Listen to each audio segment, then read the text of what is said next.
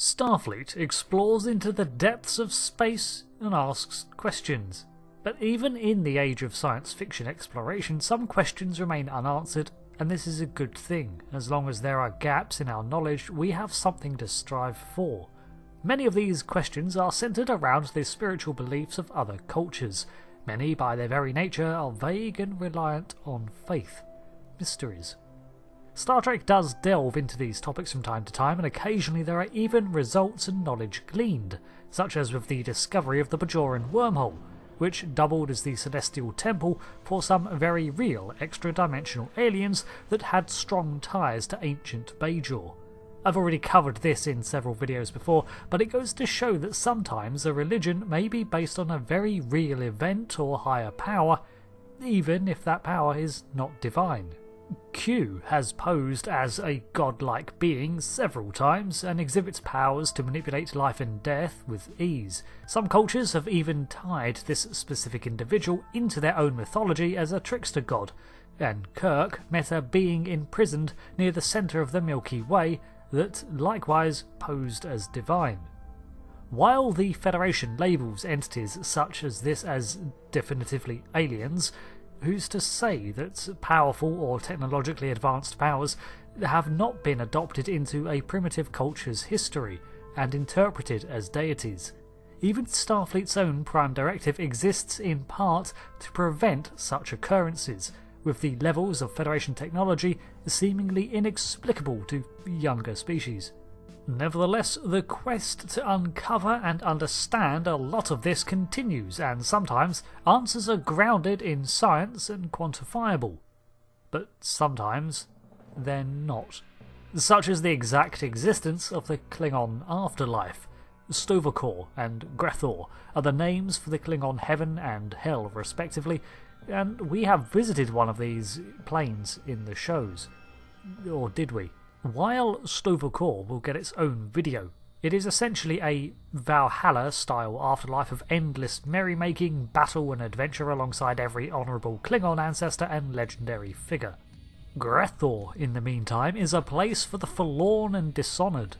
If a Klingon dies a dishonourable death, then their soul is bound for the gates of Gre'thor, beyond which is turmoil everlasting.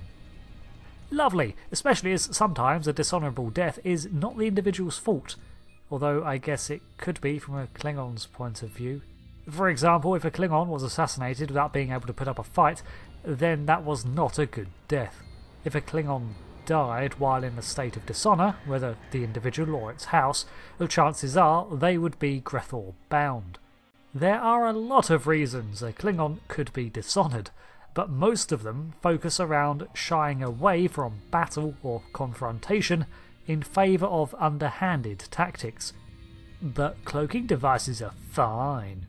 Dying from old age was honourable so long as the Klingon in question had led an honourable life and earned the respect of their peers. Even in death, if a Klingon perished dishonourably, then it could fall to the remaining friends and allies to undertake a quest in their name for a form of post-mortem redemption for the departed soul.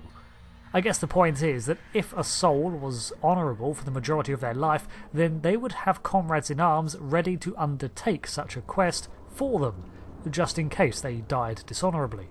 So, saying our lonely Klingon had no friends and simply tripped over a rock or something, what happens to their soul?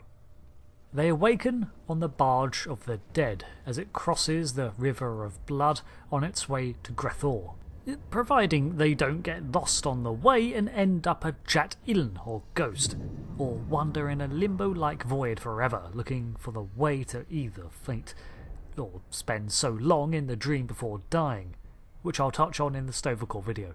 But for now, let's say they make it past all that. The River of Blood is an endless crimson sea that acts as the crossing for the souls into the afterlife. One route of this river takes souls to Sto, the other takes them to Gre'thor. The red waves might indeed be blood, but of what is not clear. It's probably the combined blood of all the fallen enemies, or maybe the blood of the slain Klingon gods. Either way, the path to the gates of the underworld is inhabited by fek'ihri. The fek'ihri are serpents based on the idea of a siren, a being that will lure souls into the waters to their demise with alluring sounds. In the case of the fek'ihri, they imitate the voices of a soul's loved ones, asking that they join them in the river. They feast on those who give in to the temptation, which, considering where the dishonoured dead are headed, probably means that the fek'ihri eat well. Souls that first arrive here are branded with the mark of Gre'thor, and if you truly do not belong here, the brand will not take. The Barge of the Dead is the vessel of iron and lumber that crosses these waters and appears to be a sailless ship with a figurehead of a serpent. The bow of the ship mirrors a cleave ship, a tactic that Klingons still employ well into their spacefaring age. The methods of propulsion is not clear, but who cares, it's a magical undead barge.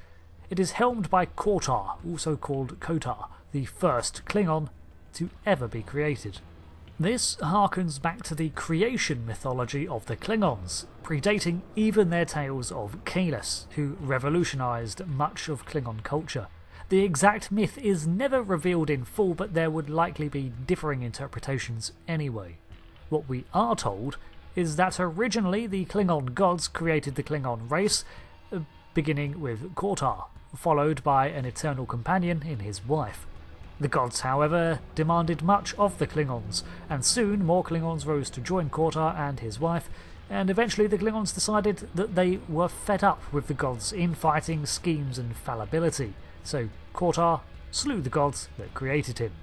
However, in punishment for this act, Kotar was bound to the Barge of the Dead as its helmsman, and forever would ferry the souls of the Dishonoured to Gre'thor. In this function, undying and eternal, he would experience unending ennui and forever be denied rest. However, this raises another question. If the gods were dead, then who punished him? Either a Klingon god cursed him so in its final moments, or gods are harder to kill than Kotar presumed, and they persisted beyond his slaying of them. Imagine if this was a literal tale recounting the creation of the Klingons by something like the common humanoid ancestors or progenitors. This river sounds similar to Charon and the Styx, although those ancient Greek myths have a very different rule set when it comes to navigating the waters to the underworld. When the barge arrives at the shores of Gre'thor, the passengers disembark to face the gates of Gre'thor.